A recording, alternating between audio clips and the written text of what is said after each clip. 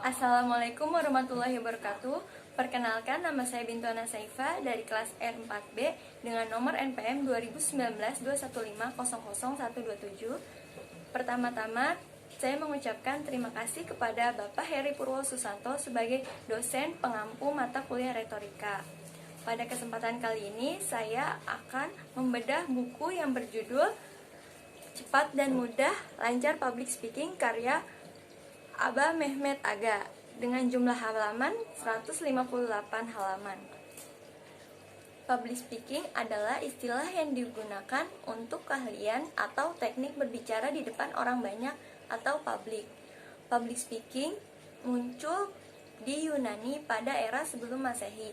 Pada masa itu, public speaking dikenal sebagai retorika, yaitu keahlian berbicara atau berpidato. Pada abad ke-20, retorika memanfaatkan perkembangan ilmu pengetahuan modern, khususnya ilmu-ilmu perilaku seperti psikologi dan sosiologi. Istilah retorika digeser menjadi speech communication atau oral communication, atau lebih dikenal sebagai public speaking. Public speaking dianggap sebagai alat komunikasi karena memenuhi unsur-unsur proses terjadinya komunikasi, yaitu komunikator, pesan, dan komunikan.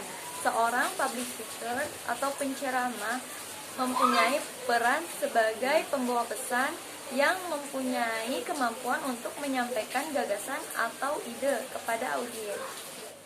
Kemampuan berbicara di depan umum merupakan modal keterampilan komunikasi massa yang baik yang akan sangat menunjang pengembangan intelektualitas, karir, maupun keterlibatan dalam masyarakat. Nah, dengan public speaking ini, seseorang dapat mudah berkomunikasi bersama masyarakat ataupun teman kerjanya. Public speaking memiliki 5 fungsi penting, diantaranya 1. Meyakinkan. Sebagai seorang komunikator, kita harus bisa meyakinkan audiens agar audiens tersebut percaya dengan apa yang kita perintahkan. Nah, yang kedua, memberi instruksi. Sebagai seorang komunikator, kita harus bisa memberikan instruksi kepada audiens agar audiens tersebut bisa mengikuti apa yang kita perintahkan. Contohnya seperti ada seminar tentang pengusaha yang sukses. Nah, kita harus bisa memberikan instruksi kepada audiens agar bisa menjadi sukses seperti kita.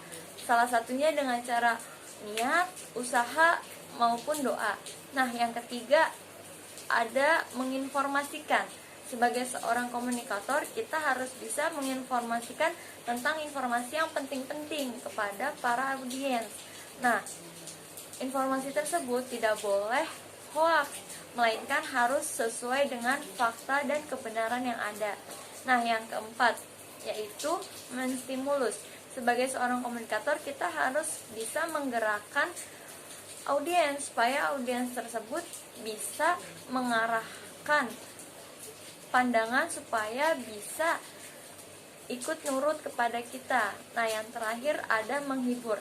Sebagai seorang komunikator, kita tidak boleh asik sendiri, melainkan kita harus menghibur audiens agar audiens merasa bahwa ia diperhatikan. Kemudian materi selanjutnya ada struktur teks pidato. Nah, yang pertama adalah pembukaan. Pembukaan terdiri dari salam pembuka, salam penghormatan, dan ucapan syukur. Salam pembuka itu contohnya seperti selamat pagi, selamat siang, selamat sore, atau bagi yang muslim adalah Assalamualaikum warahmatullahi wabarakatuh. Nah, salam hormat yaitu kepada Bapak Kepala Sekolah yang saya hormati, Bapak dan Ibu Guru yang saya hormati, seperti itu. Nah, ucapan syukur seperti pada kesempatan kali ini saya mengucapkan terima kasih kepada Allah Subhanahu wa taala yang telah memberikan kita nikmat sehat dan nikmat syukur supaya kita bisa menghadiri pidato pada hari ini. Nah, kemudian yang kedua ada isi. Isi dari pidato ini mengungkapkan hal-hal yang penting dibahas dalam pidato tersebut. Contohnya seperti kita tentang sosmed. Nah, kita harus tahu tuh dampak negatif dari sosmed apa, cara kita agar tidak terjerumus ke sosmed yang negatif bagaimana. Nah, yang kemudian ada penutup pidato. Penutup pidato terdiri dari menyampaikan kesimpulan dari pidato.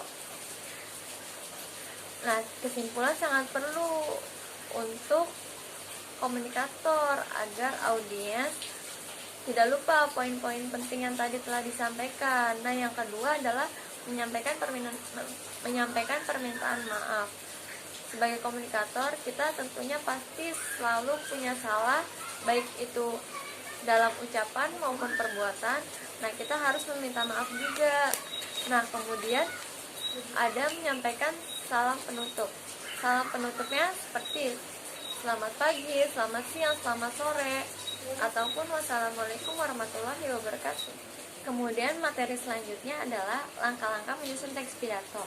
Yang pertama ada menentukan tema atau topik. Sebelum berpidato, sebagai pembicara harus terlebih dahulu menentukan tema atau topik apa yang akan dibahas. Jangan sampai isi dari topik itu melenceng. Nah, yang kedua ada menentukan maksud dan tujuan pidato. Nah, kita harus terlebih dahulu tahu nih tujuan pidato itu untuk apa? Apa untuk memperingati atau untuk menyuruh atau untuk menginformasikan. Nah, yang ketiga ada membuat kerangka. Sebagai pembicara kita harus membuat outline kerangka pidato yang terlebih dahulu nih, supaya kerangka tersebut dapat kita ingat, kemudian kita berbicarakan di depan audiens. Nah, yang kemudian ada mengumpulkan bahan. Nah, setelah kita membuat kerangka, kita harus mencari bahan-bahan apa nih yang bisa dijadikan sebagai materi dari pidato yang akan kita bahas, topik apa yang kita bahas. Nah, dari topik tersebut kita harus mencari bahan-bahan agar dapat disampaikan materi tersebut. Nah, kemudian menulis pidato. Setelah semuanya selesai, kita belajar menulis pidato agar pidato tersebut dapat kita buat secara menyeluruh, kemudian kita hafalkan. Dengan begitu, kita akan dapat menyusun pidato secara baik. Nah, jadi kalau kalian pengen jadi public speaking yang baik, kalian harus baca buku ini ya. Terima kasih. Itu aja materi yang bisa saya sampaikan. Kurang lebihnya mohon maaf. Wassalamualaikum warahmatullahi wabarakatuh.